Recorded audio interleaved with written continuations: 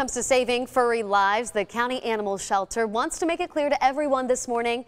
And take a look at these social media posts. They're wrong. As heartbreaking as it can be to know, the shelter does have to put down animals, and they tell us that list for Monday hasn't been created yet, and they have a plan to help clear out those shelters. Let's get over to Chelsea now with our Smart Shopper News this morning. Yeah, good morning to you, Kim. You're right. The Maricopa County Animal Care and Control Shelter is at full capacity right now. 800 dogs and cats are in need of a loving family. Look at all these beautiful faces. So this weekend, you can take one home for free. What a deal. The shelter is offering a 2-day special. They'll also be staying open an extra hour on Friday. Both locations will be open 11 to 7 and then 11 to 5 on Saturday. The free adoptions are for any animal over 6 months old. And if you're looking for any of these details, we'll have them for you on our website, abc15.com/smartshopper. You can be a puppy parent.